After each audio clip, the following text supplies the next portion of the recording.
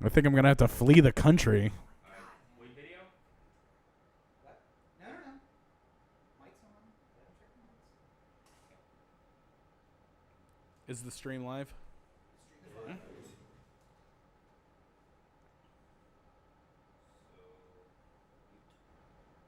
are muted, so you can talk. Do you want to put it on 8, solo 8? Check. Check.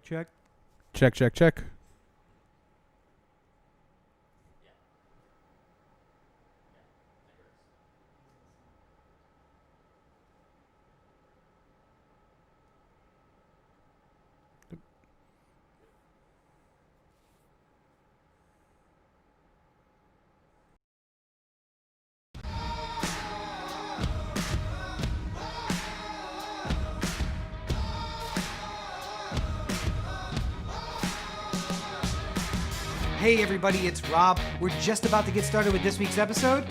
Less than 10 minutes left. While you got a couple of minutes here, why don't you go check out OTheAnthem.com. It's where you can find everything OThe Anthem, including the merch store, the podcast, and all of the videos. Open up a new tab. Anchor.fm/OTheAnthem is the place where you can get direct links to all the podcatchers you use to listen to our show every week. Did you know we record every episode live on Facebook? Of course you do.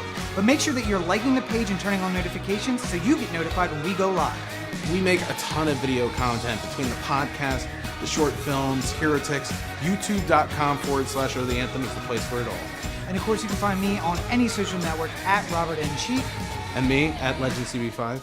And you can find the podcast at OThe Anthem on all your social networks. So think about it this way. Hillary was predicted at like a 3-point lead nationally going into the election. She finished with a 2-point lead. So that's pretty good. I think it was 2.5, 2.6. It was like on the way up to 3, though. It was within accurate. the margin of error Yeah. of like where they thought it would be. So the polling wasn't wrong. The difference was where the states lined up. Yes. And nobody expected her to lose Michigan and Wisconsin because they thought those were solid Democratic bets, but she also didn't cultivate the relationships that she needed to win those states either. So there was things in play with the polling that didn't make it completely sense. But, you think about it in terms of like the 538 model. They always give it as a percentage chance of winning. Yeah. Trump wasn't 0. He was a 20% chance of winning, which is not great, but it's 1 in 5 if you think about it realistically. So, now he's at like a, 15% chance, 17% chance or something like that, according to 538. So again, not great, but is there a 1 in 10 chance that he wins? Oh, absolutely. Yeah. There's a way that this works out where he wins re-election again. And you have to think the deck is stacked against somebody who's trying to run up against an incumbent. An incumbent has an incredible advantage over a challenger. Trump can just walk outside at any point, and a reporter will walk up to him. Yeah. And he can do. And traditionally, you didn't do things like have your Secretary of State during your convention in a controversial city across the world give you a backing. This guy does. Yeah. So there is no rules. He really could just walk up in the Rose Garden and do a presser for the campaign, even though he's not supposed to do that, but he does. But I think that the thing that people are missing as well is Hillary, they were accurate, but they misjudged where the votes were going to come from. They have fixed that now. And in fact, the national polling isn't just a national number.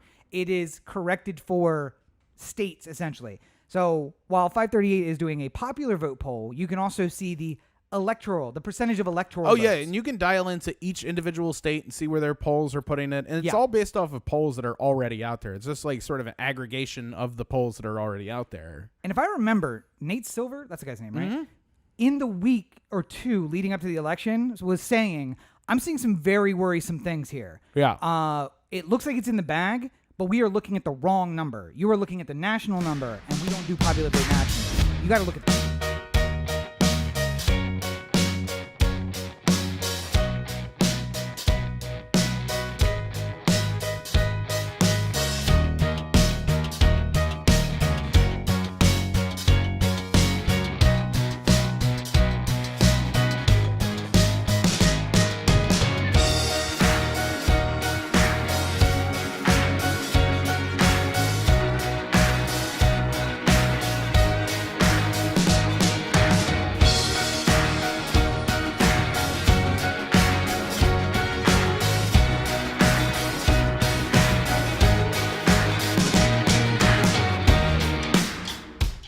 really don't understand this anymore. So, first of all, just so you know what the outrage is this time, what Feinstein did this time. Oh wait, so she yelled at a bunch of school kids? No, that was last time. Oh, that was last time. Okay, all right, yeah. Before that, there was the voting yes on Christopher Wray and the almost voting yes on Jeff Sessions and handful of other no, we have to give these people a chance. Before everyone was just like, Diane, shut the fuck up and sit the fuck down. Don't talk about voting for Jeff Sessions.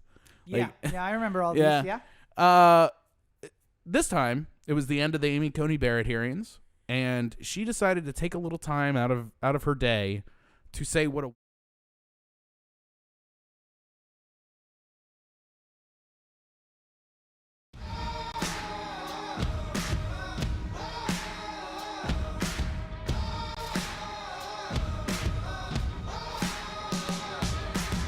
Hey everybody, it's Rob. We're just about to get started with this week's episode.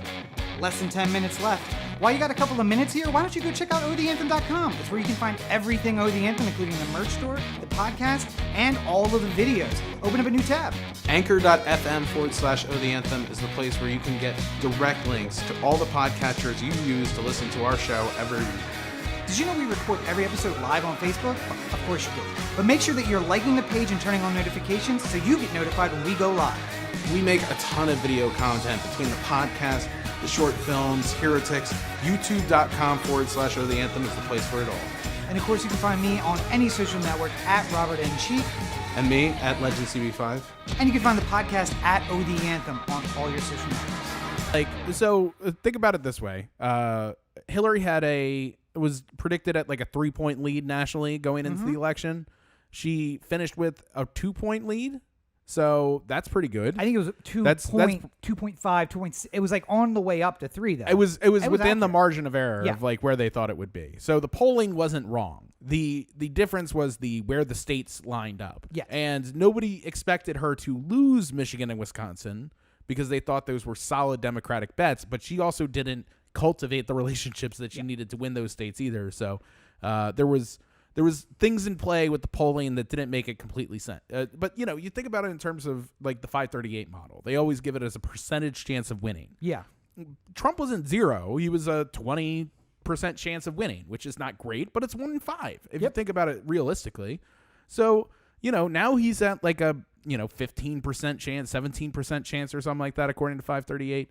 So again, not great, but is there a 1 in 10 chance that he wins? Oh, absolutely. Yeah. There's a way that this works out where he wins re-election again. And you have to think the deck is stacked against somebody who's trying to run up against an incumbent. An incumbent has an incredible advantage over a challenger. Trump can just walk outside at any point and a reporter will walk up to him. Yeah. And he can do traditionally you didn't do things like have your Secretary of State during your convention in a controversial city across the world give you a backing. This guy does. Yeah. So there is no rules. He really could just walk up in the Rose Garden and do a presser for the campaign, even though he's not supposed to do that, but he does. But I think that the thing that people are missing as well is Hillary, they were accurate, but they misjudged where the votes were going to come from. They have fixed that now. And in fact, the national polling isn't just a national number. It is corrected for states, essentially. So while 538 is doing a popular vote poll, you can also see the percentage of electoral votes. Yeah, and you can dial into each individual state and see where their polls are putting it. And it's all based off of polls that are already out there. It's just like sort of an aggregation of the polls that are already out there. And if I remember, Nate Silver, that's the guy's name, right? In the week or two leading up to the election was saying, I'm seeing some very worrisome things here. Yeah. It looks like it's in the bag, but we are looking at the wrong number. You are looking at the national number, and we don't do popular vote nationally. You got to look at that.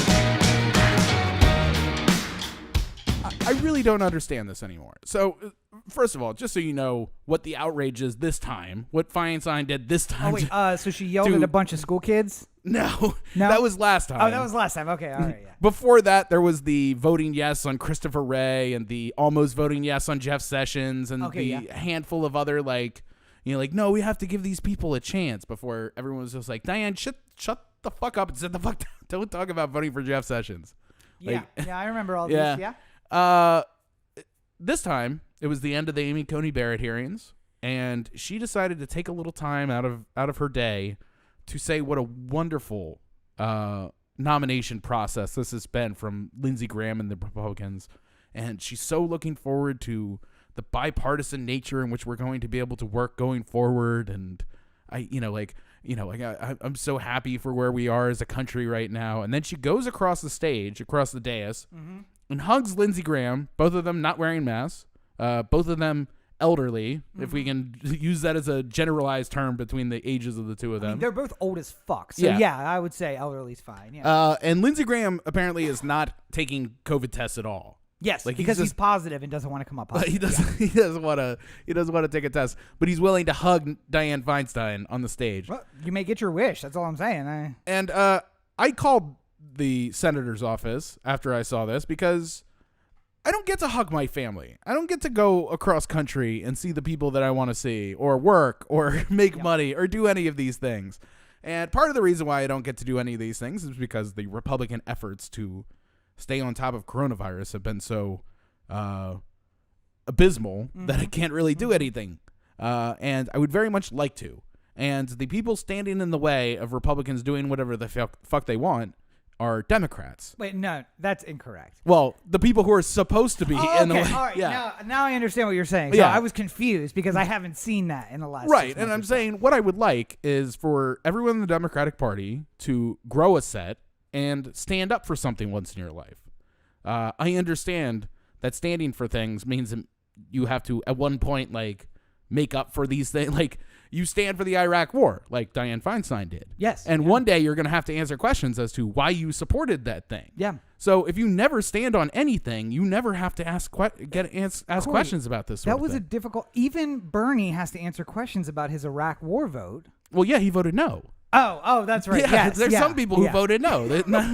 Not everyone voted yes. It was a contentious vote, but there was a lot of Democrats who voted for it, including Hillary Feinstein and Hillary and Biden, like a whole bunch of fucking people. But this is my concern. People bring up all the time in regards to the Senate that California is this big, huge state. A liberal state will 100% be sending 2 Democrats to the Senate every time there's an opportunity. There's not enough Republicans to really garner a third or a candidate, and most of the Republicans in California are really far right Republicans. I was gonna say they're it's not like the Maryland Republican Party was for a while, where it's it's 70-30 Democrat Republican, but of those 30, about 15 are kind of Democratic Republicans. They're rhinos. Yeah. They'll vote for a Republican, but only if the Democrat just doesn't give a fuck. Kathleen Kennedy Townsend deciding to wait until the last week to start campaigning. It's just he's never gonna beat me. Anywho. Or the lieutenant governor under O'Malley. Yeah. Whose name I can't remember because we did not see him until he was October, and he was like, "Oh shit, I'm gonna lose this thing." All right. Somebody showed him some numbers. It's just you might lose this race. It's just really? Let me look at this. Oh fuck. Shit. All right. Why wasn't I trying this whole time? So yes, California has more people than 15 states combined, of which those 15 states each send 2 Republican senators. Yep. And they're all the worst, the ones that are currently being sent from those 15 states. I honestly don't even need to know what states they are. If they're Republican senators, I know they're pretty much the worst right now.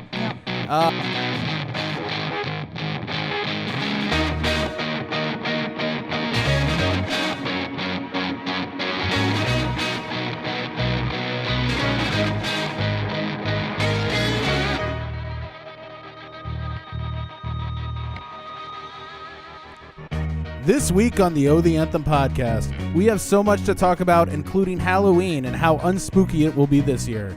In addition to that, we're going to talk about how spooky the SCOTUS is going to be with Barrett joining. On top of that, we have another wave of COVID that's hitting, including the vice president's office, and how certain cities like San Francisco are doing better than others across the nation.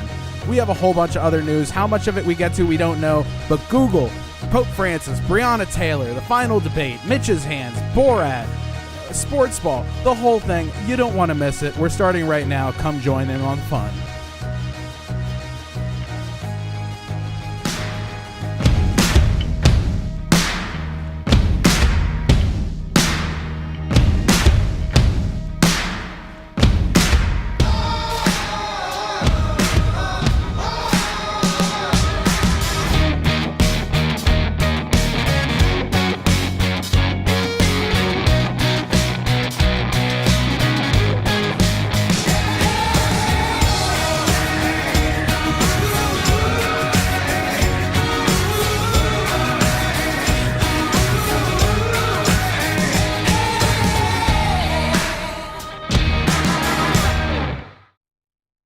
We were all going to be Joe Exotic, and it was going to be so much fun. This is Corey, and this is the Anthem podcast.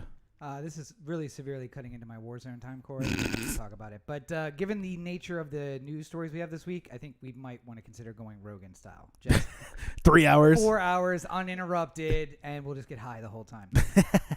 But yes, welcome to the Anthem podcast. This is episode 422 of the show, and we are coming to you from the #OTA LA studios, high above the 110 freeway in downtown Los Angeles, California. Thank you for joining us. Yes, thank you for listening on your podcatcher of choice, the easiest way.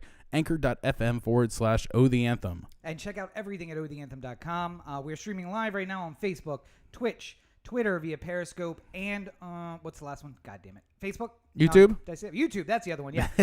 And no matter where you are, we can see your comments, so make sure that you put your comments and questions in, and we'd like to take those as part of the show, although less often now because we have a lot to get to. Go ahead. Yes. Well, right up at the top, it's Halloween. Ooh, we might all die of COVID. Scary. Yeah. So, I mean, listen, we want to say happy Halloween to everyone. I want to say two things in particular. Number one, this time last year, we were prepping for a super fun night. Time Hop is reminding me that, we went to like 4 or 5 bars. What is going on? Nothing, don't worry about it. All right, we went to like 4 or 5 bars, and I got to dress up in my little steampunk outfit, and by that I mean I was forced to dress up in a steampunk outfit, and Corey wore a suit and called it Gatsby outfit with just him in a suit with his hair slicked back. But we went out to a couple places, and it was fine. It was a fine time. And I think we, in true 35-year-old fashion, we were home by like 11:30, which is also fantastic. Yeah, the great way of doing it. But it's different. This year sucks for a lot of reasons. One, Apple has the exclusive rights to It's a Great Pumpkin Charlie Brown, so you can only see it on Apple Plus. I have Apple Plus, so screw the rest of you guys.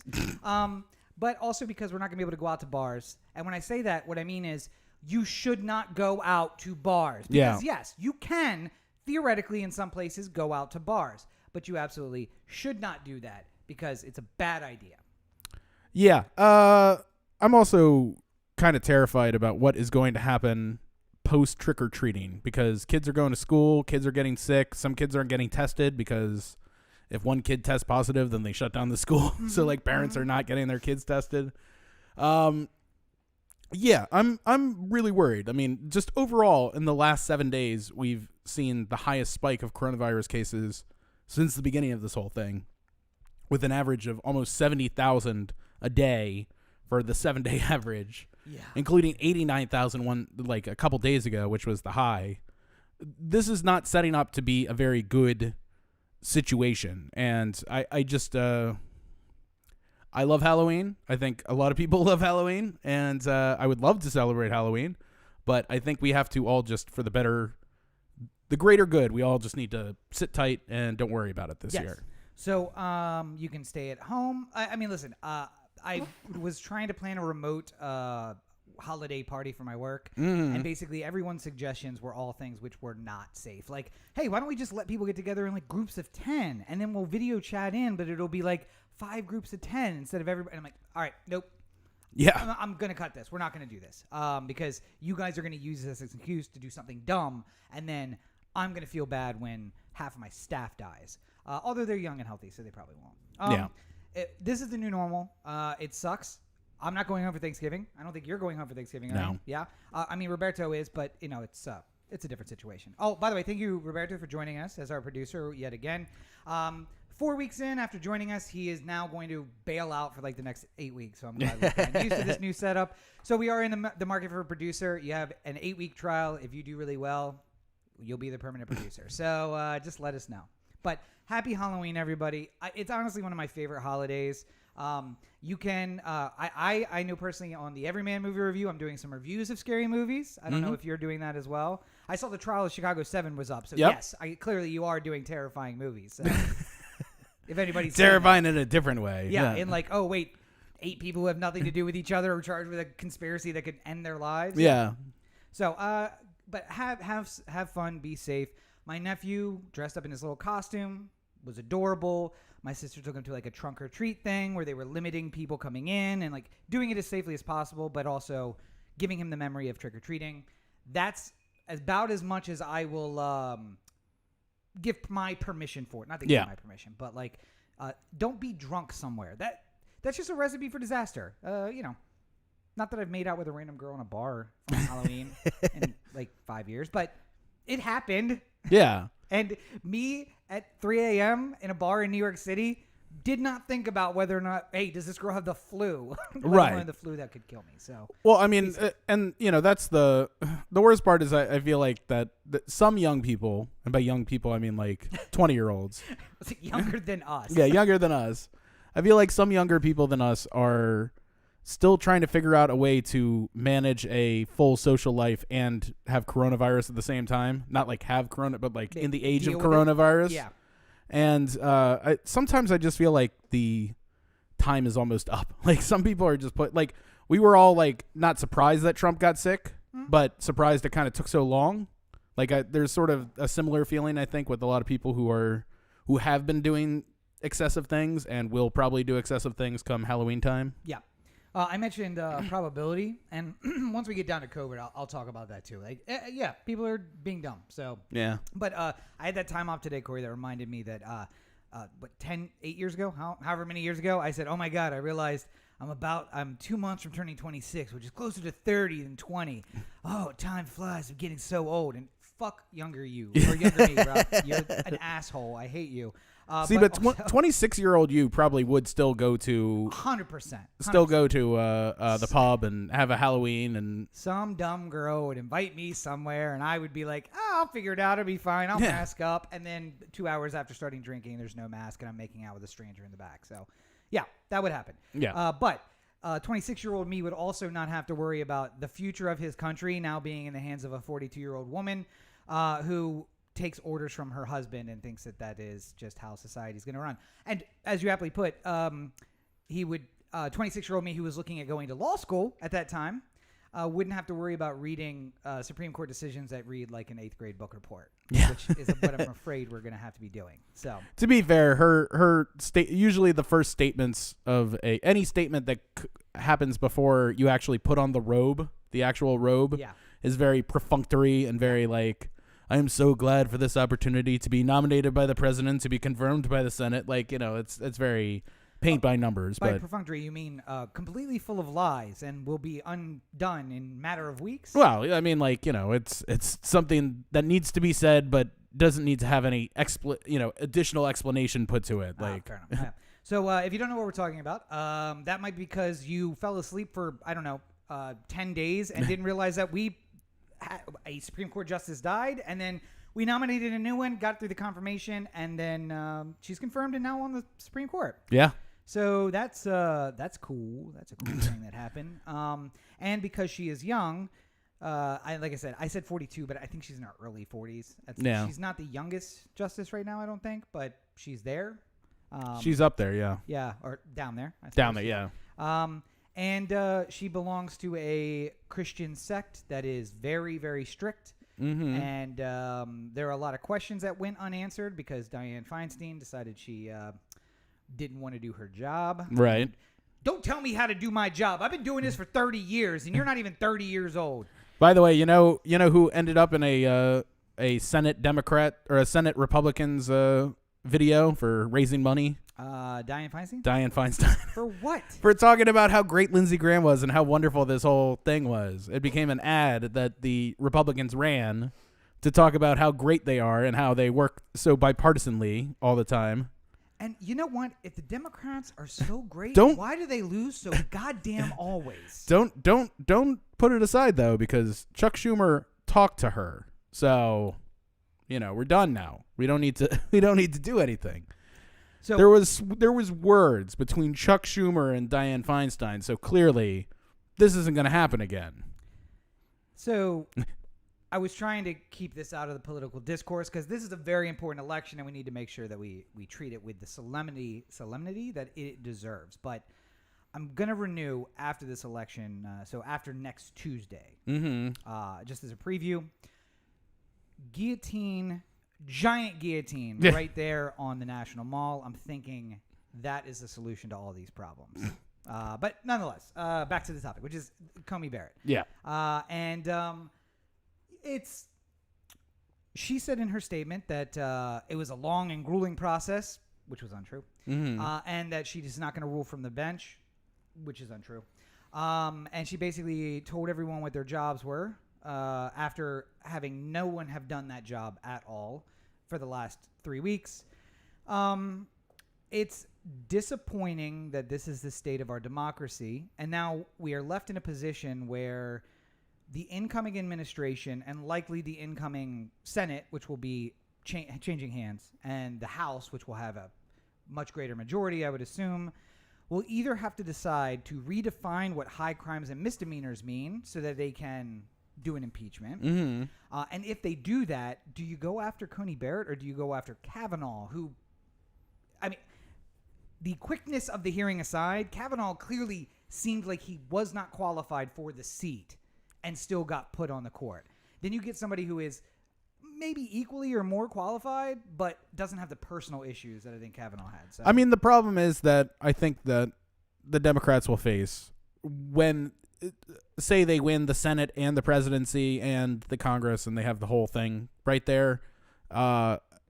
There's kind of a don't cry over spilled milk part of this, which I think that you got outplayed by the Republicans when you didn't get Gorsuch or when you didn't get Garland. Sorry. Yeah. And then, Gorsuch was by all means fair because New election. you could appoint somebody and they voted on him. Kavanaugh, much the same way. There, you could talk about whether or not there was a inopportune deal with Kennedy that got him out of the seat, Which there absolutely was, but yeah. And Kavanaugh takes the place. You could definitely make that argument, but then you'd have to prove that, and then on top of that, the going against the words that were used against Garland and pushing through Coney Barrett, and none of these are illegal. They're all just very skeevy, Yeah. And that's the problem.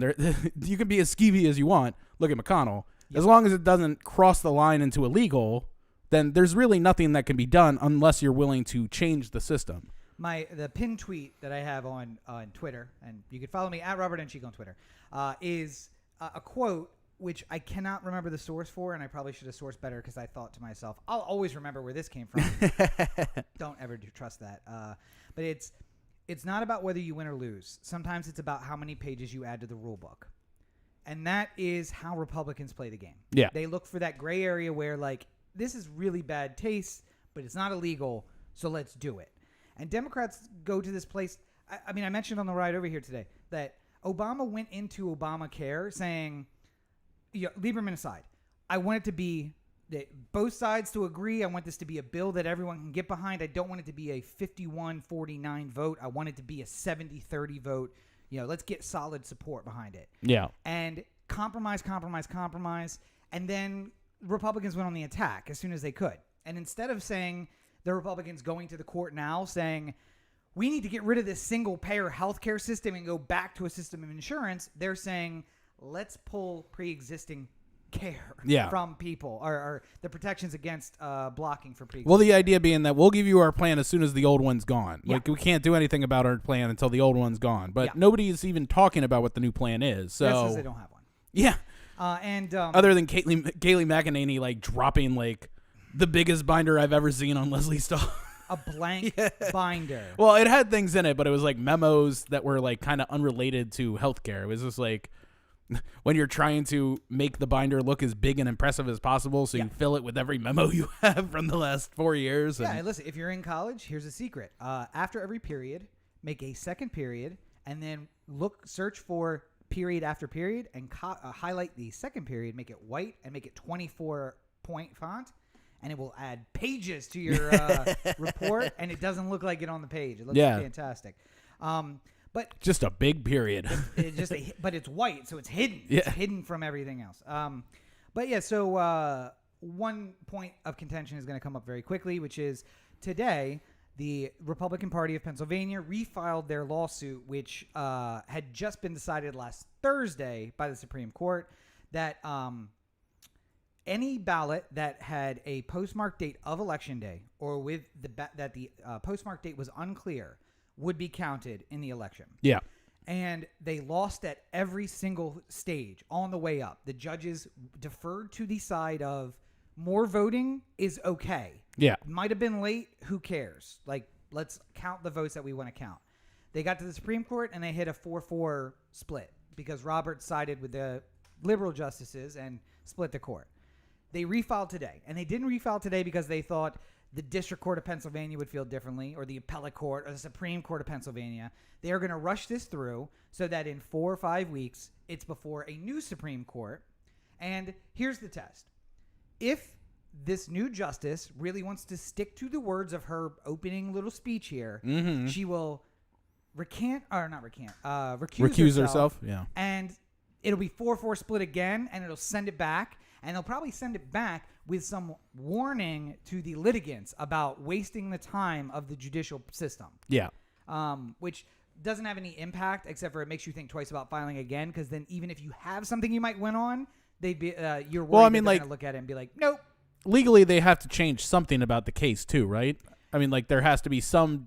There was some something put in the judgments when it reached every stage that they reapply their lawsuit at some point. I mean, like it can't be, like lawsuit ABC. It now has to be lawsuit ABCD. Well, no, I think what happened is that they filed based on a theoretical posting, like a theoretical what was the ballot going to look like. Yeah. Then now they have the ballot, so now they can refile based on like, well, now we know there's no reason why the postmark date would ever be blurred, because look, this is the ballot, and now it's my understanding is it's exactly the same case. It was basically refiled with clarifying points, but it's the same case. Yeah.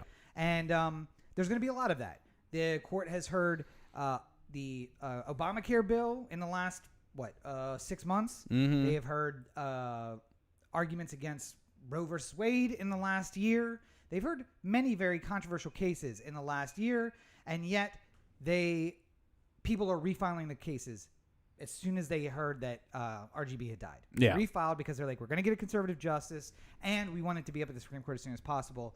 If she has any fortitude, which she doesn't, and that's fine, but if she did, she would recuse herself from all of those cases and just say, oh, well, the court already heard this, so I'm going to allow the court that heard this already to rule on it so that my being here doesn't change things. Yeah. Especially if it's the same parties refiling the same case. Yeah. But anyway. Moving on. Yes. I don't know if you know this, but there's a huge outbreak of coronavirus that has gotten worse in the last 7 days since we last spoke. Oh, you mean in the West Wing where the president was sick and all of that? Not just there, all over the country. Oh, wow. If you look at basically any state that was not originally in all the hot spots, so other than Washington and Oregon and California and New York and Florida, like all those states seem to have calmed down a little bit, but everywhere else in the country effectively is getting hit really hard. Yeah. Interesting map this morning. So CNN has the moving 7-day average. Yeah. Guess how many states are moving in the right direction? 10? 0. Yeah. You know how many are moving, trending slightly in the right direction, meaning they might still be positive, but they're moving down? Is that the 10? That's 0. Okay. How many are holding steady? Is that 10? Nope, that's 1. That Okay. is Hawaii. And the only reason they're holding steady is because they literally can stop you when you get off the plane and be like, Hang out for a little bit. quarantine. Yeah. Everywhere else, people are just sneaking across. I mean, California has that fruit stand inspection station. We've been stopped at like 1 time of the 40 times we crossed the border. Did you buy anything in Nevada? No. A lot of alcohol. That's in here. I mean, it was in here Not 15 hours ago, and I gestated it. But no. No need me to get on the side of the road and start touching my nose or nothing. By the way, I'd fail because I just started touching my cheeks. Completely. Yeah. So Let this be my baseline for when they. before we play this video for them. This is me usually. I don't know.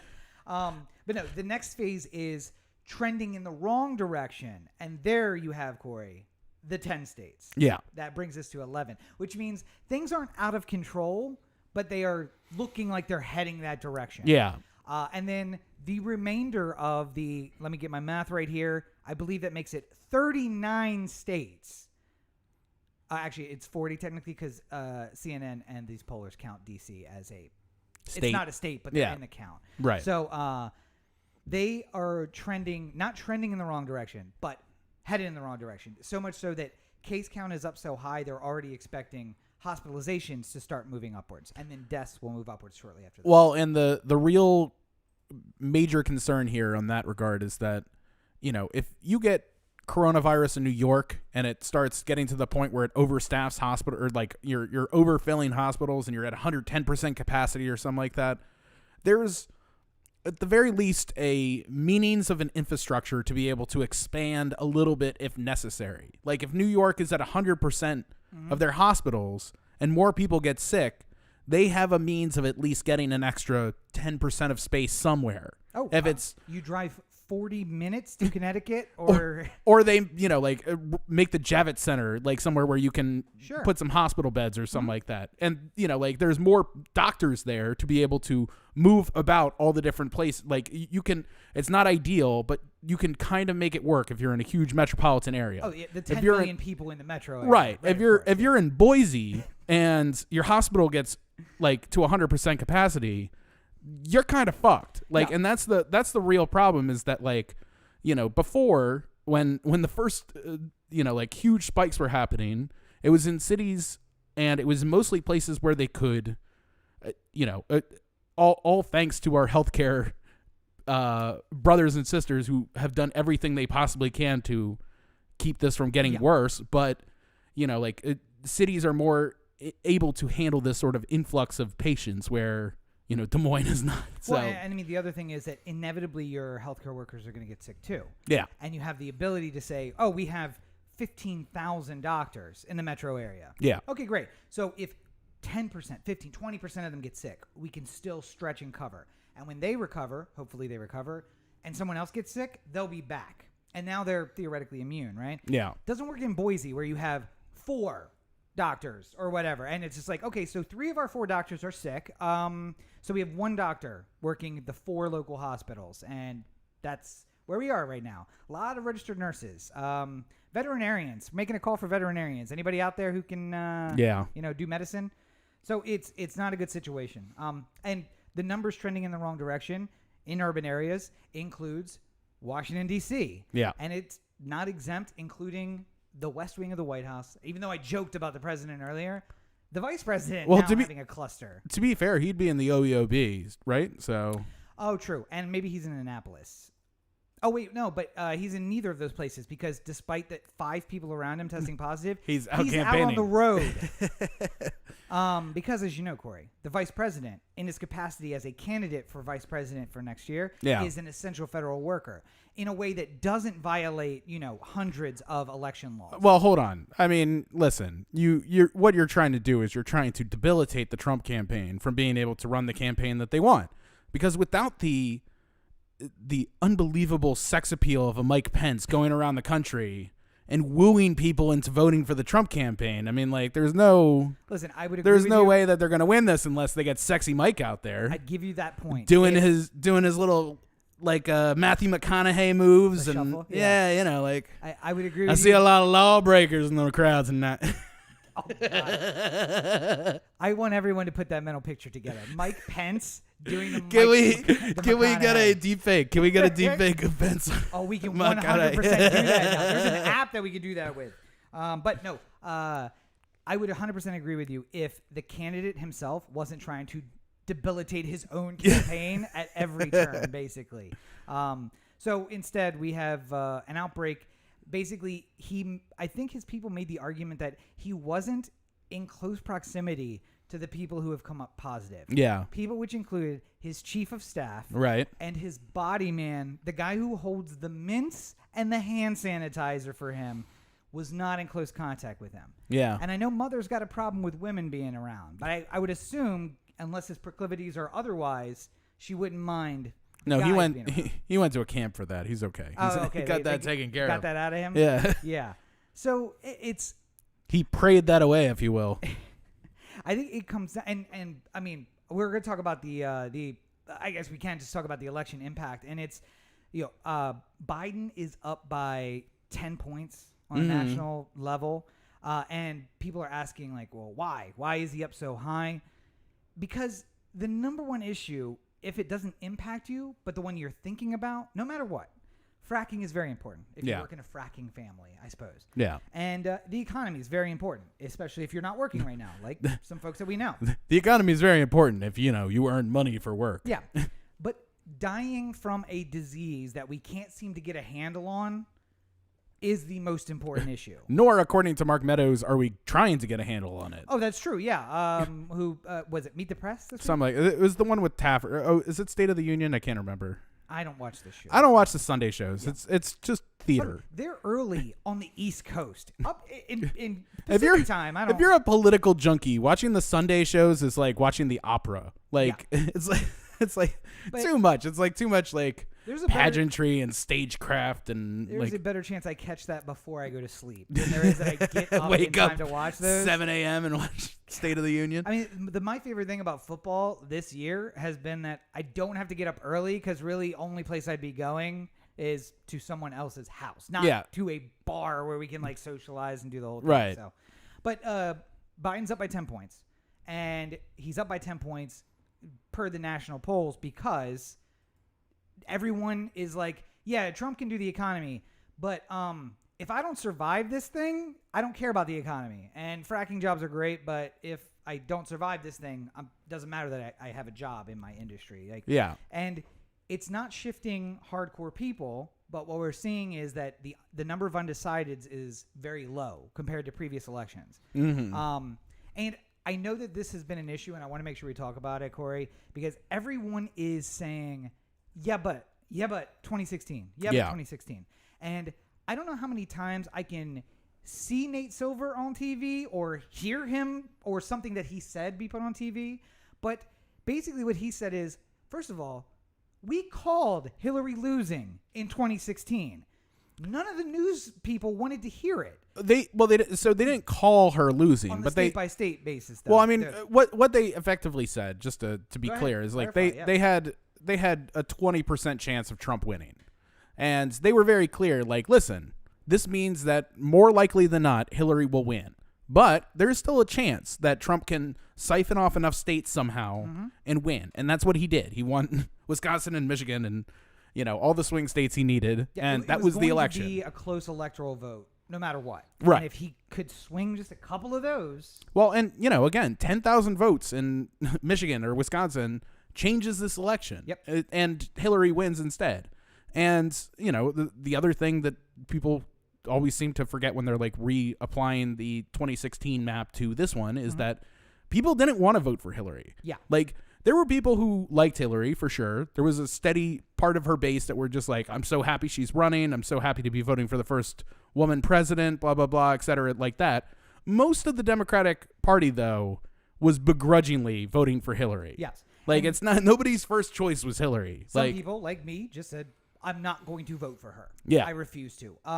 But that was also before we knew what Trump would be like as a president. It was a theoretical President Trump. And Right. now we know. And that is not as big of an impact because people are like, begrudgingly, yes, but also saying, I'm not sitting this one out. No. Well, I can't mean, have like someone- Trump's waging a campaign like he's the competitor, or like the opponent. Like, Yeah, like he's coming Biden in. is the president. Yeah. Like, and it just doesn't work. Like his only hope is that he's the outcast insurgent who like comes out from nowhere. Like, But I mean, to address that problem, one, pollsters have refigured the way that they do the national number. The national number takes way more impact from local polls now because essentially what we saw, which by the way was correct, Hillary won the popular vote nationwide. She swung it by 2.3 million votes, but 10,000 votes in Wisconsin that went the other way changed the electoral outcome of that state, which helped change the Electoral College, which is, by the way, if you haven't listened to the latest episode of Rob Explains, how we elect a president. Your vote means very little on how we elect the president. Yeah. It only impacts your state. So, and you could win California by a margin of 95% to 5%. you don't get more electoral college only votes. gets you 54. That's what you're going to get. But the other part of this is that they are looking at local polls too. And I think that, again, not to kind of spike on CNN with this, but they're the ones that I have seen do the best job of this, where they're saying, okay, so let's say we're wrong. And let's say Trump does take Wisconsin, Ohio, Florida, Michigan. He's still at 248 because he's losing ground other places. By the way, if you're a Democrat running, there is nothing better than a goddamn astronaut running for Senate in a state who's your party leading you into your election, because the things that now his name escapes me. Mark Kelly. Mark Kelly has done in Arizona to be like, hey, you voted for John McCain, an American hero. I'm betting you voted for him because he was an American hero, not because he was Republican. I'm an American hero. You should vote for me. Yeah. And the people being like, you know what? You're right. Yeah. I'm a Democrat now. I'm going to vote for a Democrat. And then that somehow transferring to like, well, Biden. Also, Well, not. I mean, like also in Mark Kelly's advantage too is that Martha McSally is just like, like an amalgam of all the worst parts of the Republican Party. Also, that helps too. Like, it's not like Arizona has kind of like, like over the years been like shifting slightly blue. Like they've been a solid red state for so long, and sort of as the population growth boomed. So like, the problem is that everyone wants to see one number and say, oh, Biden's up by 10. So he's going to win the election by 10%, and that's going to equal this many electoral votes. No. You really have to break it down on a state-by-state basis. Yeah. So, like, in a case of something like Arizona, you have major population centers, which is Phoenix and all the cities that sort of, like, surround Phoenix, but makes it the large... Phoenix? Yeah, Phoenix, yeah. All the cities that are just in neighborhoods of Phoenix. Yes. And then, you have Tucson... And there's like a couple other like population centers, but they aren't nearly Phoenix and Tucson. Yeah. And then the rest of the state is very rural and red, and for the most part uninhabited. Yeah. Like it's very low propensity voters around the rest of the state. So as the population center grows in the cities, the state moves more left. Yeah. So the question you have for yourself in Arizona is kind of the same thing you have with yourself in like Michigan, for instance. Like Michigan is, for all intents and purposes, like area-wise, very red. But there's so many people in Detroit who are Democrats, and a couple other, like Lansing, I think, is very blue, and a couple other spots. But like it's like it looks like it's 80% red if you looked at it on like a county level. But then the population centers are where the blue votes come from, and that is what makes Michigan such a solid blue vote most of the time, is because most of the people live in Michigan and Lansing. They don't live in Detroit and Lansing. They don't live in... I really want to find the graphic, but it was a very cool graphic that showed that, like, let's break it down by county, blue-red counties, and they show the whole map.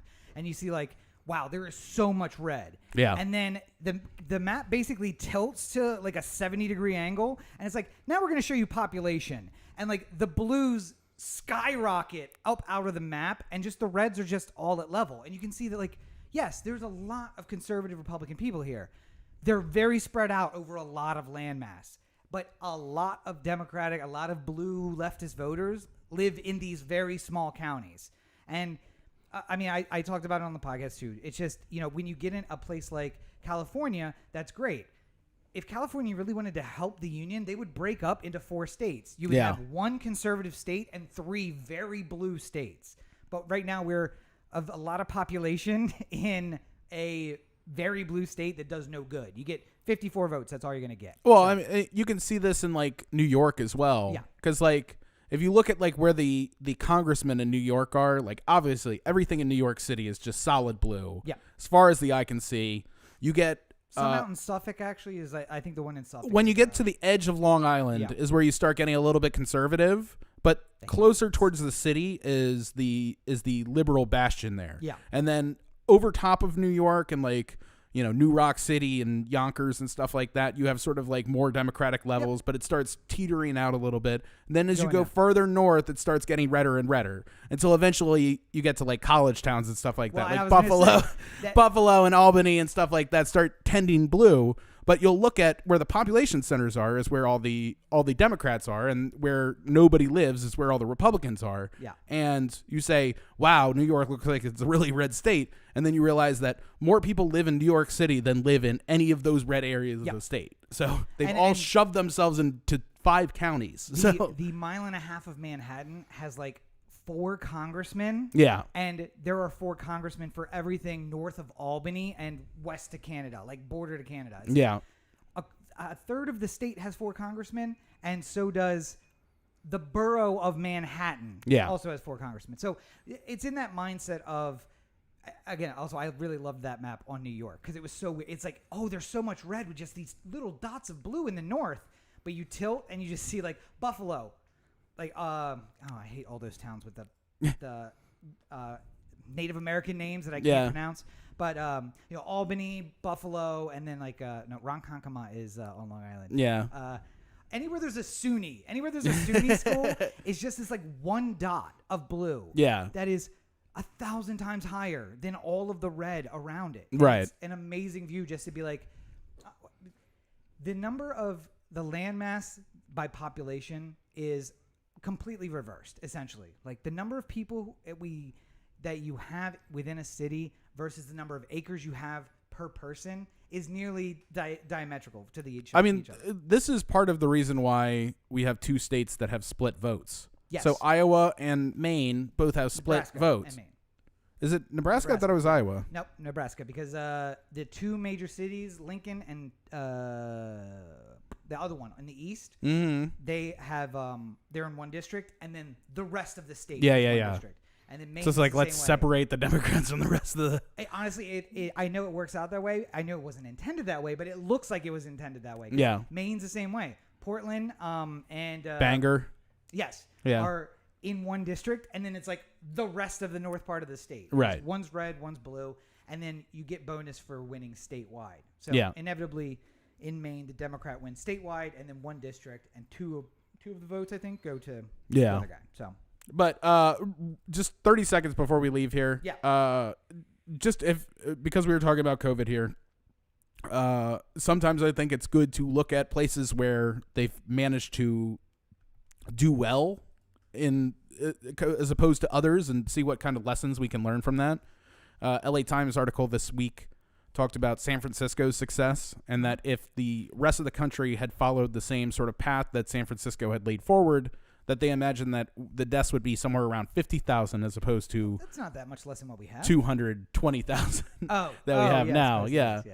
yes, and 50,000 is much more in line with per capita other countries. Right. Like other ones who have been doing well throughout this whole thing. And 50,000 would probably mean that we would be having school in person again and, a whole bunch of other things that we don't get to do right now. Well, there would always be a fall wave, but there probably would have been no second wave in the summer. It would be like If people big would have gotten in. But, like people are saying like, well, what does this actually apply? A couple of these things don't really like help because San Francisco is an industry town. So the tech companies told people to work from home way earlier than other people could because you can't really work from home if you run a restaurant.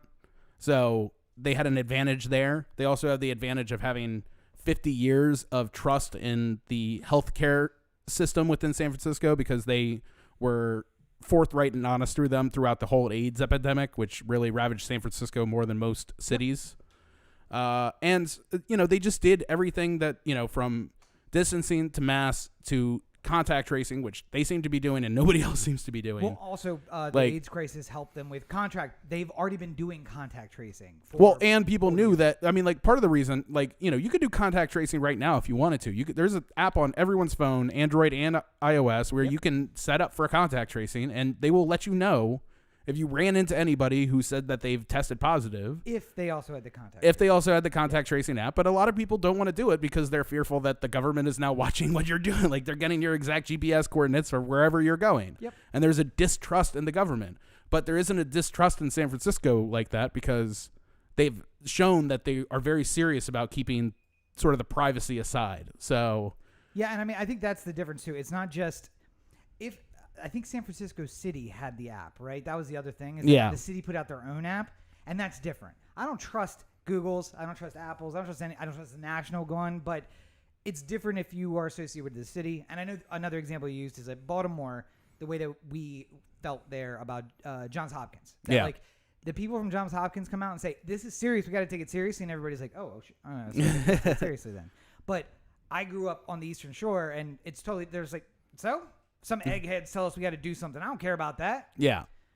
There's no difference in education between those two places. It's you've grown up in a place of public trust. Right. And on the Eastern Shore, they're ignorant. They haven't grown up in a place of the public trust. Yeah. That's what I mean. Anyway, so we are going to have an extended lightning round where we're going to try to limit the talk on the topics. If you've heard the beeping in the background, I've been keeping time. We're keeping this time going.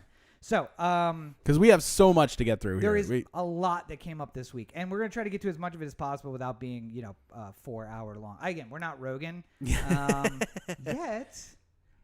I mean, Spotify wants to cut a check. I'm not opposed. I would love to quit my job and just do this. Honestly, here's a promise I made. I'll interview Kanye. I don't care.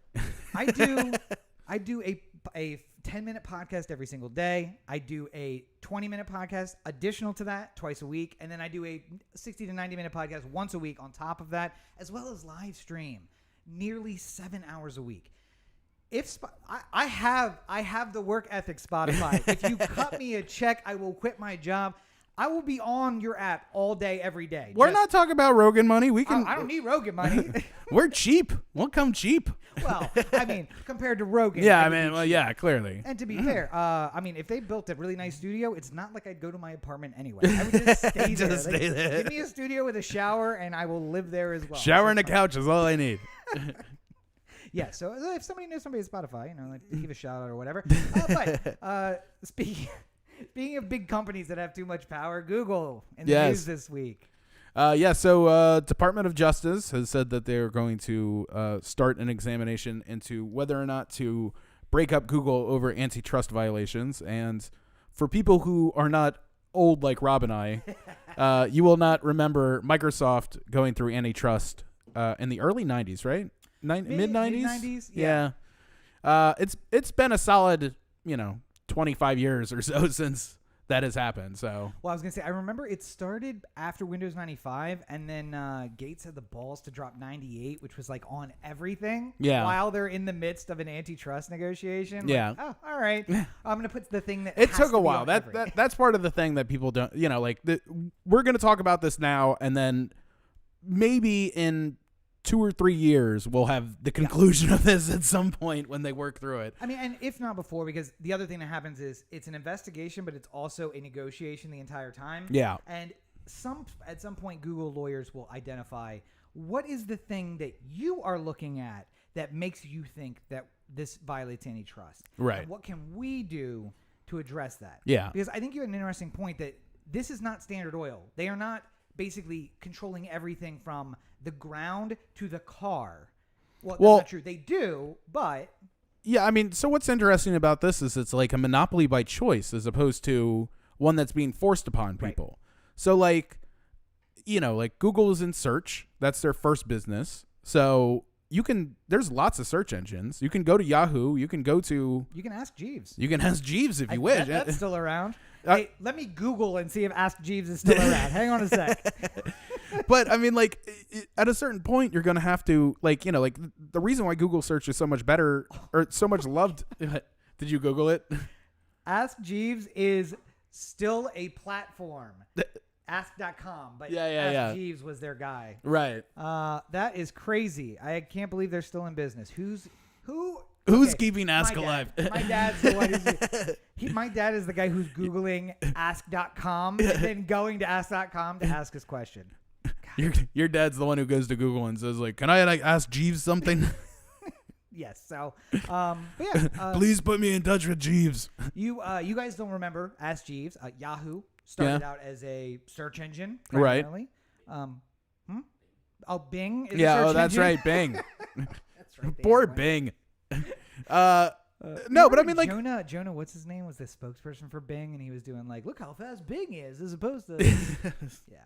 But I like the reason why they're so successful is not because they like crushed the rest of the competition. They just crushed them by being better. Yeah. And I mean, along the way, Google has been able to do exactly this. And I'm not saying that there's nothing wrong with Google. Clearly, there are very serious issues with privacy and how much data they have and what they have of you and the file that they basically put together on you to be able to make sure that you get the most concise advertising you want. But, you know, you also sign up for this. This is all part of the agreement. I gave it to between, them. Yeah, like you give up that information for free for the free product that you get. You're paying for it in data as opposed to money. And let me say to the antitrust investigators, I've done this willingly for two reasons. One, their free products are awesome, and I have chosen to be in the Google sphere. And by the way, yeah, Android takes over the market because they gave that away for free too. Yeah, Like, that's free. Put it on whatever phone you want to put it on. It's fine. It's open source. It's Yeah. literally.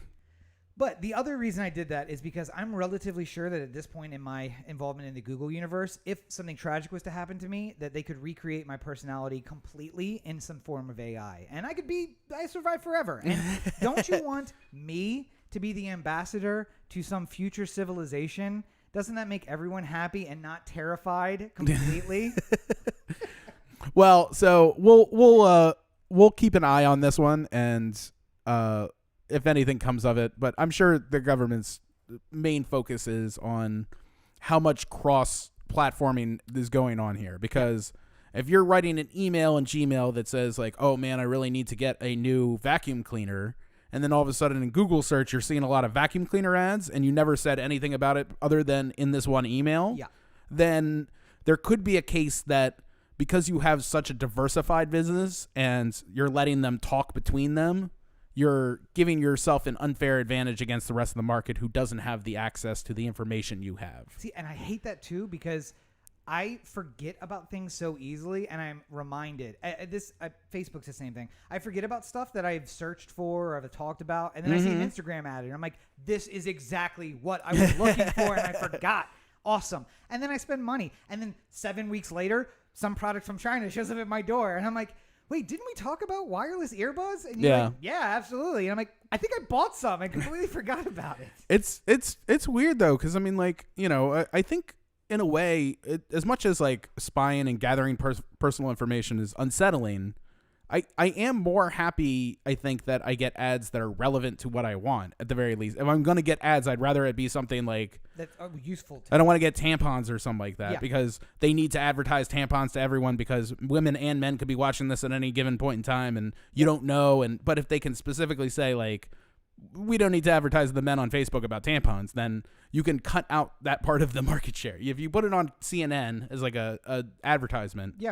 You're just hoping that as many people see it as possible. I mean, and listen, when Spotify signs us and we're trying to do ads for our podcast, we want to make sure that it's only reaching people who are going to want to see it. So, you know, those on the extreme left politically, those who want to make movies, those QAnon people, that'll be random just because we talked about it that one time. But speaking of things that are disconcerting, Corey, by the way, another topic this week, I'm starting to agree with the Catholic Church, and I don't know how this is going to impact me in the future. Oh, they finally turned you. Well, I mean, it's first of all, I got that Christian guilt. You understand the guilt. Catholic it's not guilt, Catholic, but it's Christian, and so I always have that deep within me. And I think you put it aptly. See what happens when you put a Jesuit in there? Yeah, you put a Jezzy in charge, and things just go crazy. Man, the Jezzies. They're always pushing buttons. But yeah, so Pope Francis, who, and I don't want to get too far into. I always, by the way, just as an aside, I always liked that, like, you know, if you went to Catholic school in Maryland, it was Loyola or, you know, like some sort of like saint of perpetual sorrow or whatever. Like, and then you go to the Jesuit school and it's Friends. Come to Friends school. Yay! So Pope Francis, we talked about this a long time ago. This would have been 2014, which would have been the first year of the podcast. But essentially, Corey argued that before gay marriage was legalized by the Supreme Court in 2015 or so, it's been a long time. We've done a lot of episodes. Going with civil unions and then working on the church angle, and then once the church is on your side, basically saying like, well, listen, government's giving me a civil union. I can get married at a Catholic church. Why are we not just basically equalizing all of these things? What does it matter? And it took it took what everything always takes. When you get the white European men out of the way, all of a sudden progress just happens. Get the junior Nazis out and bring in a Brazilian, and all of a sudden, you get a Jesuit Brazilian guy into the Holy See, and all of a sudden he's like, you know what? I've been reading the words in red. I don't see anything specifically in here. And other old white guys. I had a conversation with God. If you were the Pope, you'd understand. I can actually talk directly to him. I just go in the closet, I close it, I'm like, Your Excellency, and he talks to me. And he said, nah, that's cool. So it's going to be cool now. Everybody cool with that? In between bong hits, God's just like, yeah, it's cool. First of all, why can I picture Pope Francis just like getting high in the closet? I'm talking to God, man. Yeah.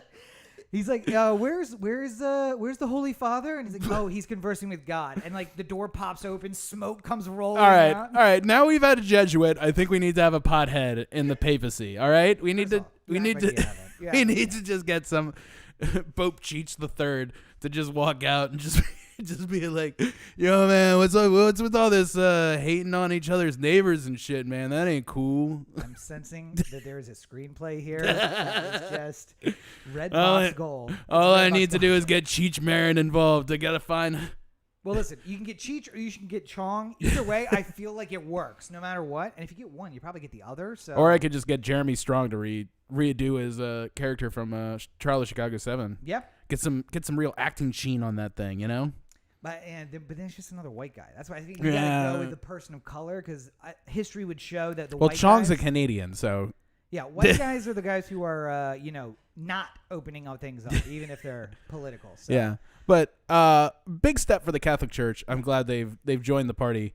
And again, like I'm not wild about civil unions as far as like that as an alternative to marriage, but as I was saying back when civil unions were on the table at places where marriage was not, I would rather take the civil unions and then continue fighting from there, because there was a lot of like, wasn't Kentucky like offering like a civil union partnership thing that you could do through the partnership? Yeah, but like effectively, if I remember correctly, exactly most of the coverage that you would get from being married was the same under the partnership. Yep, you just didn't get a marriage certificate. You didn't. Yeah, you just didn't get the exact certificate, but like legal protections were essentially the same. Yep.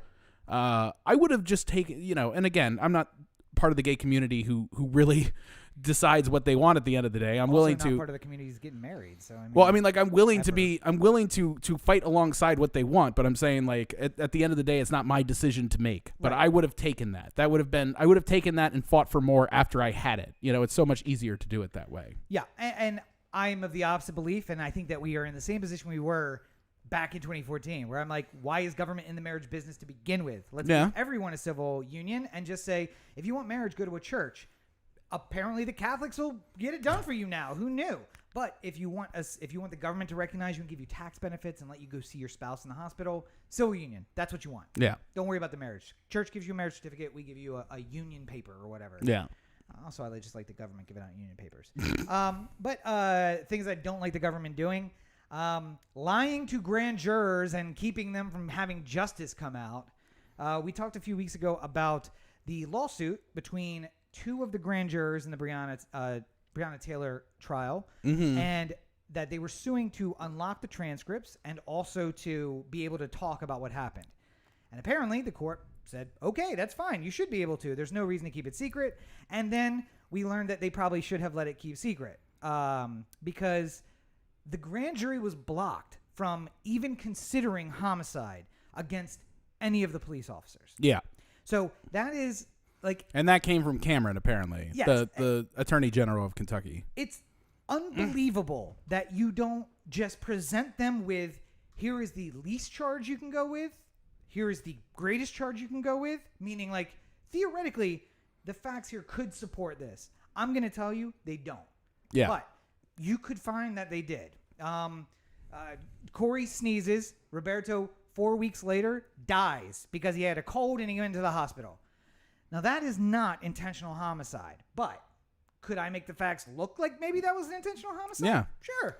Because if Could you're you a sway the prosecutor- jury in the... If you're a prosecutor, you present all the evidence. Yeah. And I could find some And you- angry tweets. You also don't have to worry about the defense coming in and objecting to anything or saying that's not relevant or that doesn't matter to the case or anything like that. Yeah. So then to say you are going to limit it and tell the jury, not only do you not get murder one, but you cannot consider homicide at all. Yeah. These officers, I'm going to tell you, officers were acting within the color of their state authority, which means homicide's off the table. Here's what you can look at is unconscionable. And so once again, I think that everyone who was protesting was angry. Some of them directed that anger at the grand jury. But from what I can tell, based on the information that's come out, they gave the worst charge they possibly could give to someone in this case. Yeah. Otherwise, it was just like dereliction of duty. Okay. Yeah. I mean, it's the problem is, much like we said when the grand jury results first came out, we knew that this whole thing was going to end up like this. Yeah. But we just didn't know how they went about doing it. Now we know how they went about doing it, and it's all the more sickening because everyone was there was a whole charade of like, we're going to care about Breonna Taylor, and so that was clearly never in Louisville or Kentucky's interest to do. And I feel like they made the They bet cut the that check with the family. They made the They're bet we're just going to done. pay him off, Yeah. and then it won't matter to the family, and we're going to get out of this. It'll be a little bit of like... Except for the color. family's been doing nothing but saying this shit is bullshit. Yep. You figured wrong. Sorry about that, boys. The checks officially cashed, right? You guys fucking suck.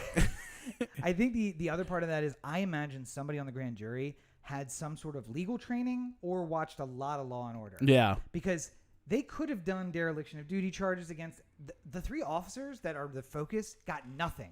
It was the fourth guy who fired wildly. And I think if I was on that grand jury, which they wouldn't put me on because, again, lawyer, I would have been like, no charges for any of these guys. Because if they go to trial on this, double jeopardy against a murder trial. Like, this statement of facts has been decided. They are guilty or not guilty of a crime based on these facts. That you could argue double jeopardy to charge them with murder in the future. No, let them walk now. We'll get somebody else, and in the future, another group will be able to actually go for homicide against them. So, but it's sad. I mean, what are you gonna? It's sad, but disappointed, but not surprised. Yeah. Welcome to America. Speaking of sad, we had a final debate in this last week. Yes. Wait, Corey, I'm going to tweet while you talk. Go ahead. We decided that we weren't going to do a live show afterwards because I didn't realize that the debate was happening until about 10 minutes before it happened. So I was like, oh, well. And I actively decided to take an activity I would have preferred to do here and just do it in a video game. And by that, I mean drop into Warzone and start using firearms on the street. Oh, man. You always have to do it.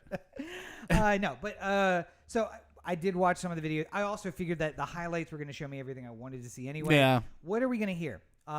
Joe Biden's going to be for something. Trump is automatically going to be against it, even if it doesn't make sense to be against it because it's supported by most people.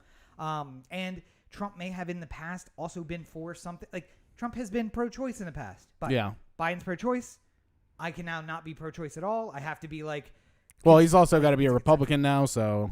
But he doesn't have to outlaw this abortion thing. No, that was Key and Peele with Obama. Yes. Negotiating with the Republicans. And then they're like, no, a woman's right to choose is important. Oh, got me there. All right. Really bending me over the barrel here, gentlemen. Yeah, like that's what Biden, the only way anything would have progressed is for Biden to walk in there and just be like, you know what?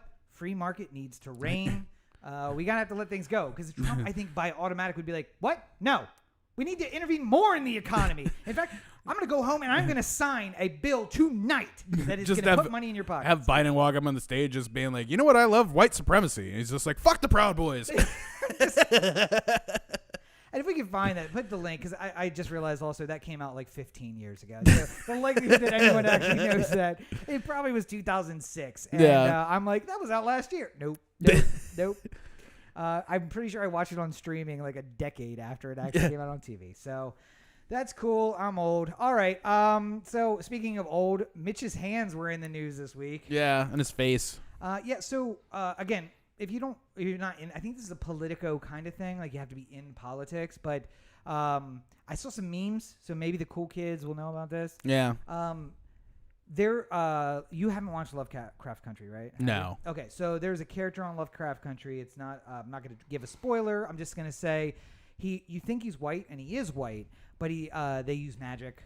It's a world of magic, and at some point he almost died, and he used a spell to put his head on a donor body, and by donor body I mean the cops murdered a black guy and put his head on the guy's body, and his hands look basically like Mitch's hands look like. And I think I sent you the picture that was like, I wonder if this is what Mitch has going on underneath. Like, that dude is the guy from Lovecraft Country, white supremacist, blatantly homophobic and against people of color, and really wants to put people in their place. Yeah, which sounds very a lot like Mitch-like. Mitch McConnell. Yeah. And I'm just wondering if maybe the writers of Lovecraft Country knew something we didn't. So Maybe. I don't know. We'll see. And Let's put that in the QAnon. I gotta start my own. This is R&On. Welcome to R&On. I've thought about it. I really have. I was just like, why don't I just create like an anonymous thing and just put up bullshit on the internet and see how much of it takes? Like, Hey, you're a writer, man. You can come up with some crazy stuff.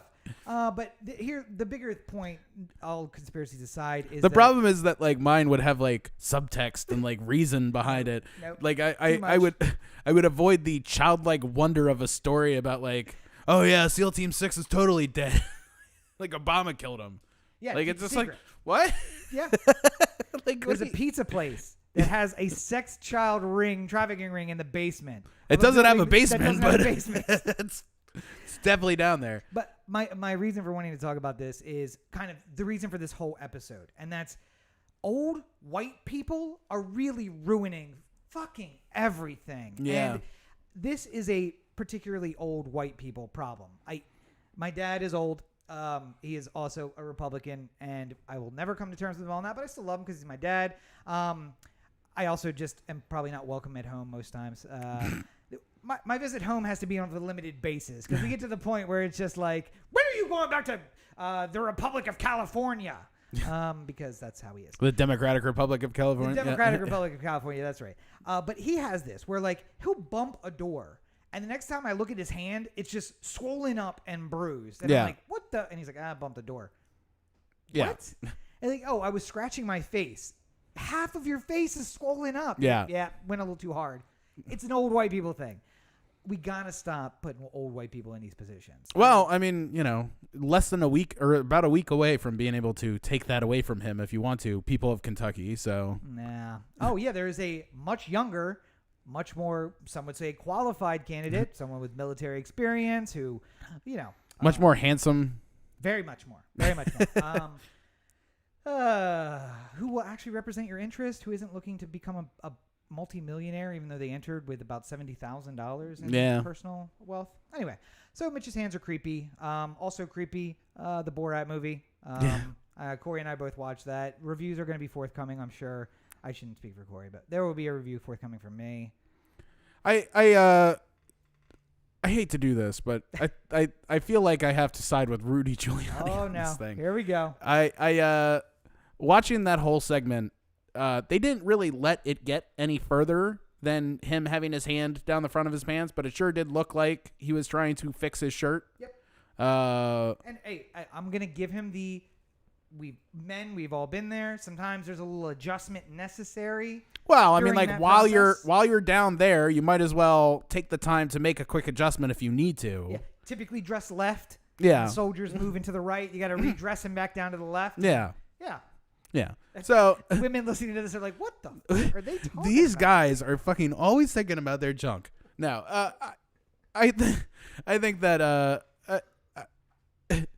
I think if the camera continued to run, if Sacha Baron Cohen did not interrupt, there might have been more. But I also don't think that they wanted to put the actress in the place of having to fight off Rudy Giuliani. Yeah. So, But I think also she wouldn't have to fight off Rudy Giuliani. She would have had to bait him further, which wouldn't have been as good as what they wanted. Yeah, and I mean that's the other part. Like, you know, like you hear the because everyone was talking about it in terms of like Rudy Giuliani was laying down on a bed with his pants off, and you know, like this young girl who's was interviewing him, and you know, Borat runs in and goes, "She's 15, she's too old for you." Like, you know, like all of this sounds really bad, and then you watch it and it's like it's still cringeworthy because it's still Rudy being cringy, but like also she's definitely putting on the flirtation a little bit to him, sort of like priming the pump for something to happen.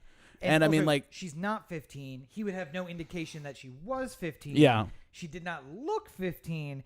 And although they pitched her in most of that trailer as like, look how young she is. Yeah. In that scene, she is acting as a professional reporter. Right. And I mean, I guess she is a professional reporter for that matter, because she started a blog and was actually reporting on stuff. Got taken into the West Wing with no mask because that's how they rock. My favorite line that I saw that didn't even make the movie was she was talking to a reporter from OAN. Yeah. And the OAN reporter was going like, "Oh, all the fake news media on the left and blah blah blah," and then she brought up the really solid point that I've never actually heard anyone bring up before. And it's like, why do you think all the fake news is only on the left?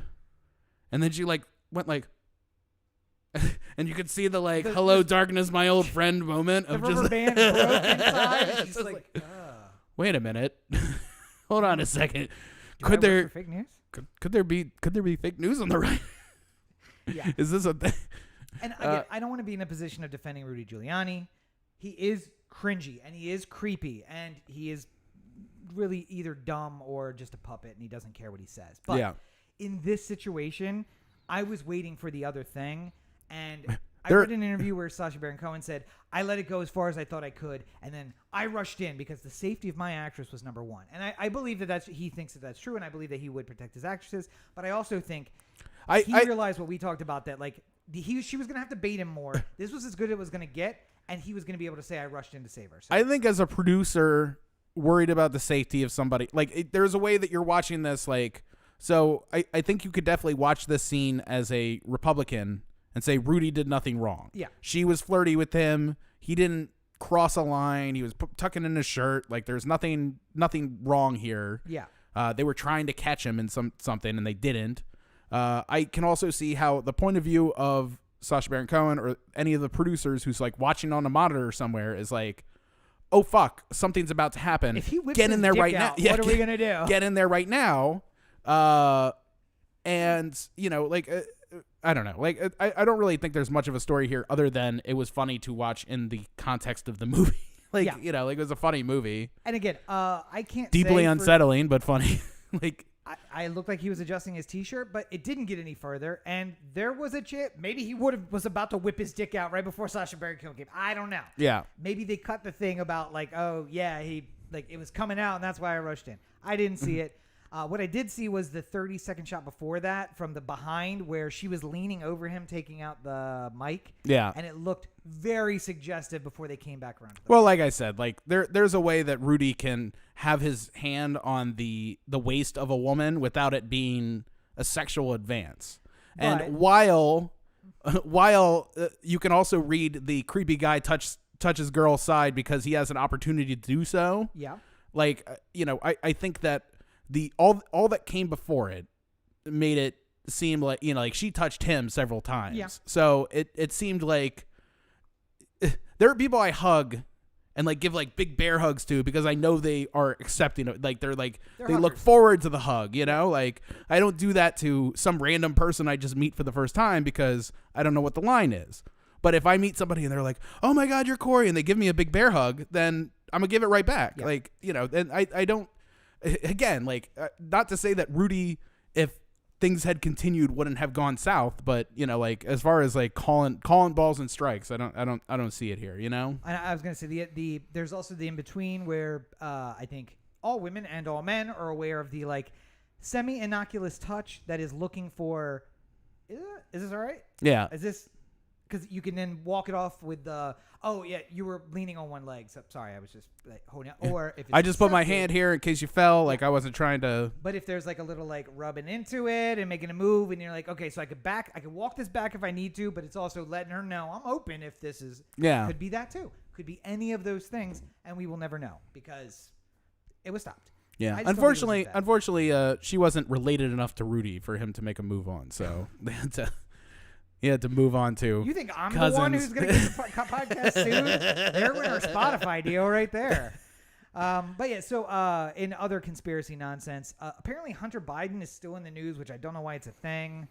But All I want to say, this is really because it's gotten the QAnon people have really gone all out on this one, and I need to make it very specific to people because I don't think people know that there is a difference between the news side of an organization and the opinion side of an organization, or the entertainment side of an organization. So, for instance, Fox News has been sued several times for things that they've said on air that have been, an individual sue saying that there was libel or slander for what was said on Fox News, right? And eventually what it comes to is Bill O'Reilly isn't a news show. Bill O'Reilly is an opinion show. Mm-hmm. So when he says things, they're not based off of things we verify from the news. They're verified by his opinion. O'Reilly's and if on a he's show wrong... O'Reilly's on a show called O'Reilly. Hannity's on a show called Hannity. Yeah. Tucker Carlson's on a show called... Tucker Carlson. Is it Tucker Carlson? Yeah. Yeah. These are clearly an opinion show where they are the person holding the opinion. Right. It just happens to be on Fox News. Right. So. And our news hour is separate and apart from that. And everything on the news hour is certifiable news. Which Yeah, we because don't I even mean, really do you'll talk to people who like hate Fox News with the passion of 1,000 suns, and at the same time they'll be like, well, there's some really good journalists who do really solid work for Fox News. They're just working for the 10 a.m. to 11 a.m. stretch of programming where people are just trying to get their stocks. Like there's somebody somewhere who can say, listen, our planet was a waste, but the empire came and then we got streets and we got roads and the engineers are doing really good work.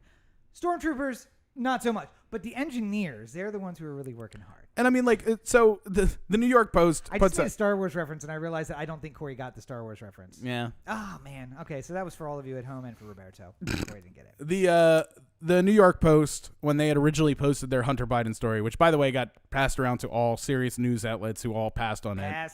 And then it ended up on page 6, which is the editorial / opinion / entertainment section of the paper.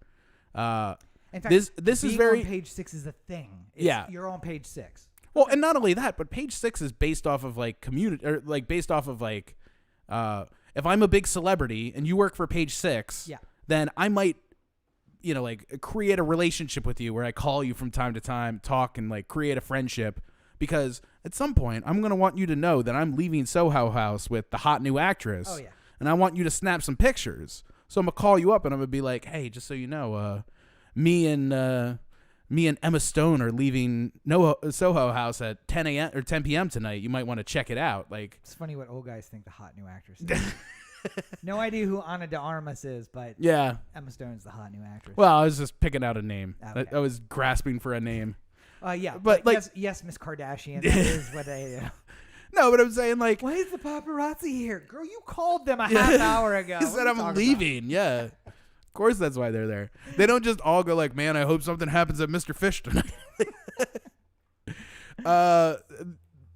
So, yes, like, it's like the National Enquirer. Like, there was never a way for a National Enquirer story to get the kind of viral Facebook reaches all eyes thing that a New York Post article can today, a page 6 story can today.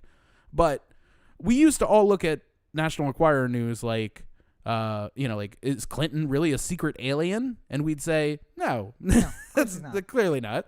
But somebody told a reporter at page 6 that I heard something about Clinton being an alien. And then they said, that's good enough for me. And then they wrote the story. Yeah. Like, you know, there needed to be somebody who said it so that they could type it, but they didn't need to go and fact check it. As soon as they got somebody to say it independently, even if it was like, hey, Rob, do you mind saying this out loud for me so I can type it down? Like, But I think also in the end, if the National Enquirer wasn't the National Enquirer yeah. prior to the Facebook age, Yeah.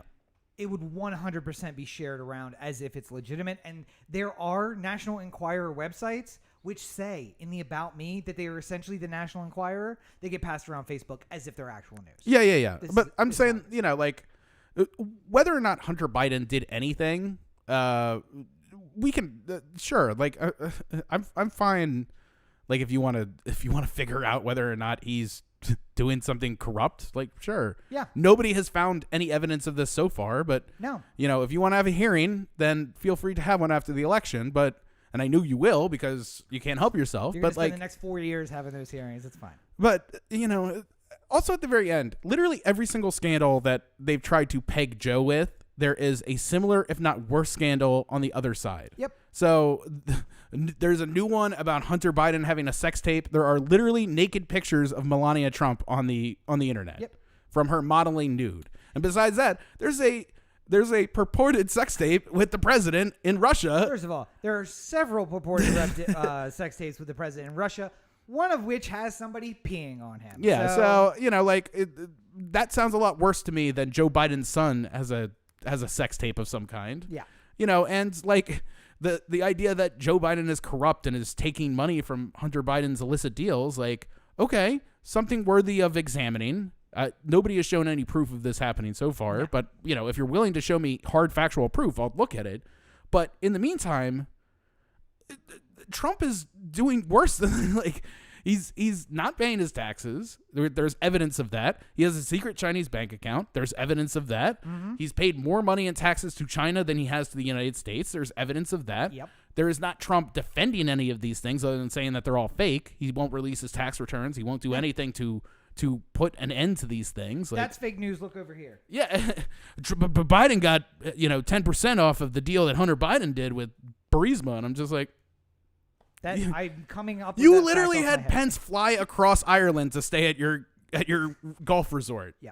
Like, so, like, where are we?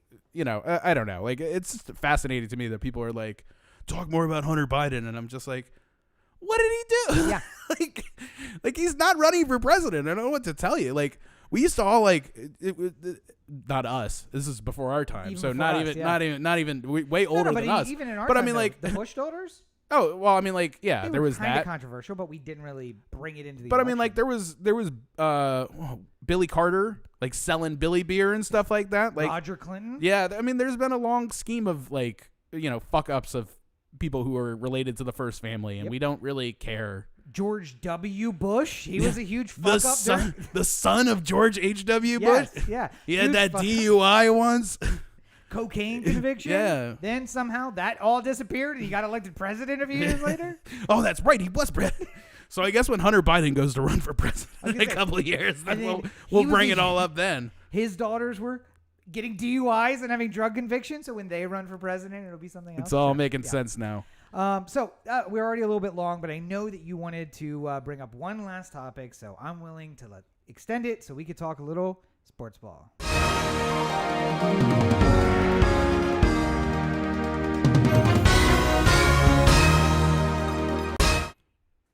I'm Yes. putting you on a short leash. I'm running the timer. You got 5 minutes. Okay. Go. Is it for both of them? Yes. Okay. Well, first of all, World Series, very exciting. The last two games. Before that, pretty much went by order. But I think we might be pushing a 7 here. Yeah. Rob is in conspiracy corner, thinking that the puppet masters at MLB are going to Here's your force a Rob- game 7. Your R&on update. MLB wants it to go 7. It's gonna go 7. Just watch and see. Maybe somebody will try and steal home plate, and that was a good move, though. I like that one. Obviously, rooting for the Dodgers as a newly 4 years now. I was gonna say newly what? 4 years as of as today. as an Angelino, I'm supporting the Dodgers in their quest to win the World Series. But this Rays team has been a lot of fun, and I just think that if they could manage to find a little bit more money to be able to invest in this team, it could be real hard to beat. It's one of those, like, maybe you shouldn't have bottomed out. Maybe you should have just given a little bit more but like, he made it to the World Series. So what am I really, who am I to judge, you know? Also, shout out to the reporter who showed how America really should deal with everything, which is not the greatest Spanish, but trying to conduct a bilingual interview with a Spanish-only speaking player, translating for everyone.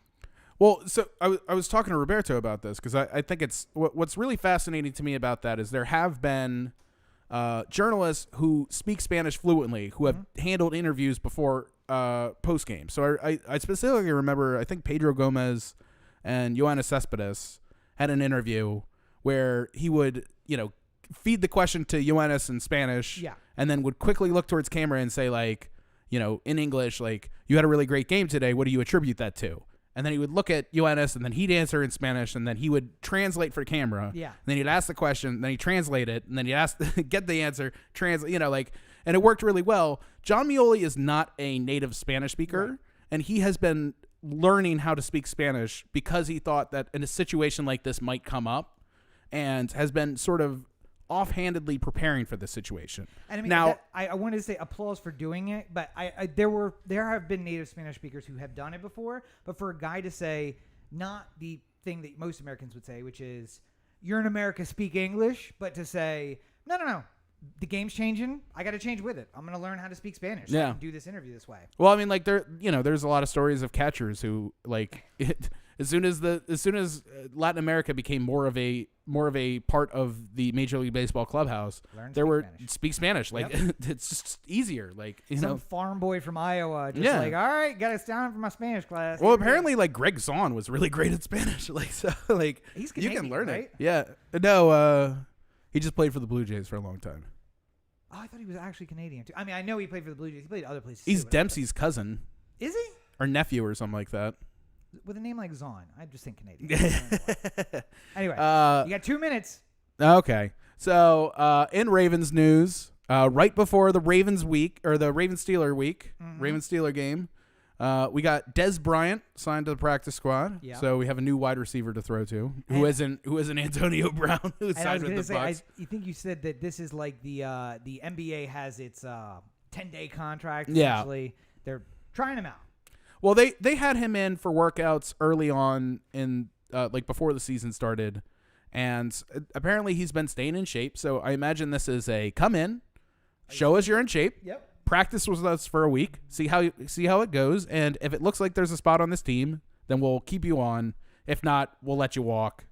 Like, but this is a chance for Dez to get back into it. So I imagine he's going to do everything he can to make the most of this opportunity. It also may be a little bit of making the Steelers prep for it. Is there a Dez? Is there not a Dez? Yeah. Is there going to be a Dez? And you're like, all right, so we got to run two completely different practices. Do you have two amazing wide receivers, end of their careers, but two amazing wide receivers, or one plus whatever the Ravens have otherwise? Right. They have other amazing wide receivers, but like Dez Bryant is Dez Bryant. I don't care if he's 45 years old. Doesn't matter. And then the big news, always for the rest of the time, I imagine I'm going to be saying this at least once a year, so I might as well be right now. But thank you to whoever the GM of the Ravens is, whether it was Ozzie Newsome before or whether it's why am I forgetting his name right now when I was leading up to it too? God damn it. Go ahead, I'll search for it.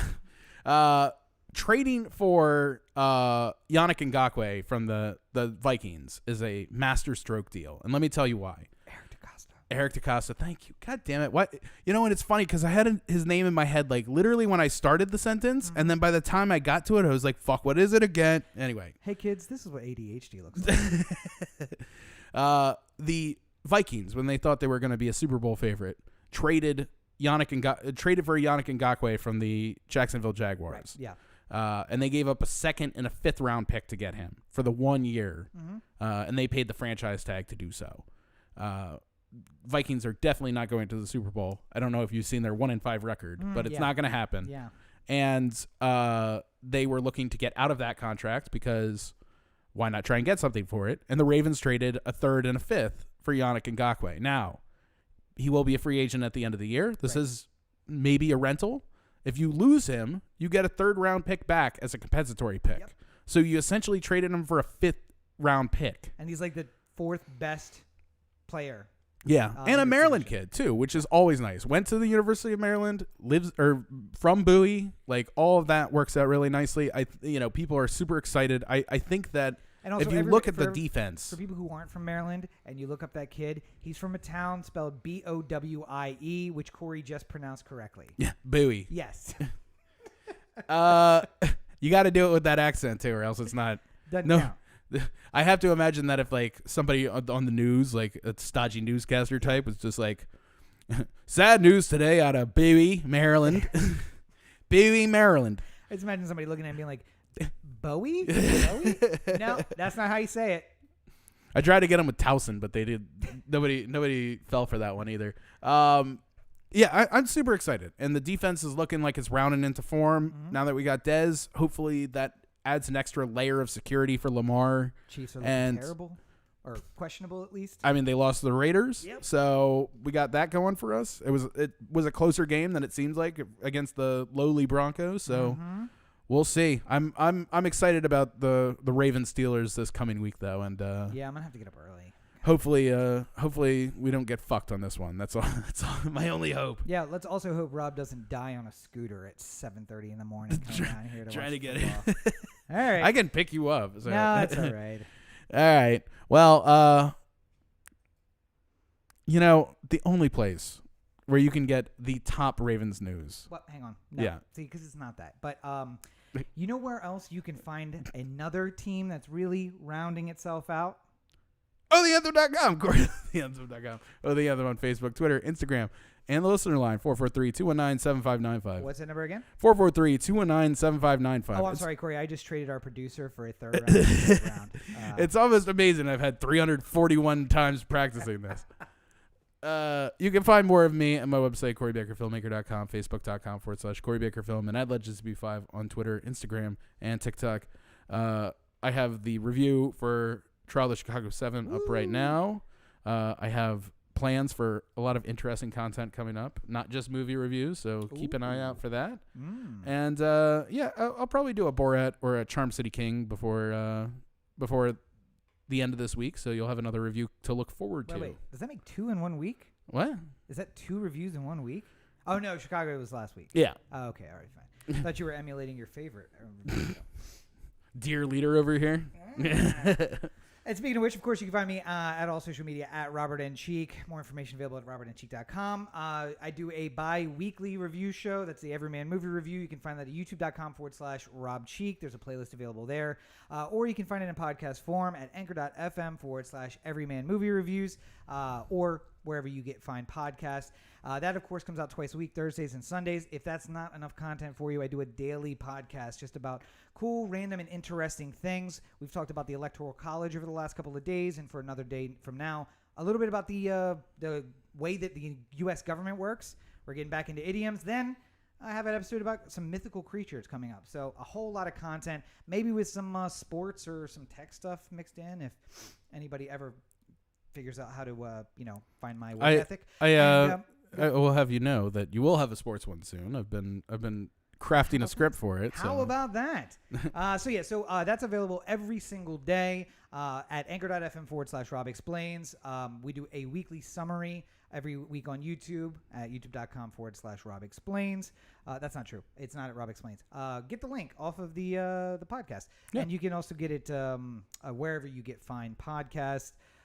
There was one other thing. I stream on Twitch, twitch.tv/Robert N. Cheek, where you can find me playing Warzone really terribly and yelling at Roberto because he doesn't know how to communicate because he's a kid, so he doesn't really understand that. So all kinds of content everywhere. Oh, by the way, we're also doing parody songs every single Friday between now and the end of the year. You're going to have a new parody track. Last week, it was Antifa, which is a parody of Popstar. The week before that, it was Humble, which was a parody of Humble. And this week, we have another special. The men in the castle are returning for a encore presentation just in time for the election. You're not going to want to miss that. It's out on Friday. Oh, man. Can't wait. All right. Well, I think we've done good here. Oh, wait, today. sorry, I forgot one other thing. Also, in November, I'm going to be writing a novel for National Novel Writing Month, and I'm building a team who wants to write their first novel or even their second novel and help support each other. So if you want to do that, come find me on social media. I'm going to be doing that while I also maintain all of this other content that I'm building. And, of course, we don't want to forget that Roberto is here for his last week until probably 2021.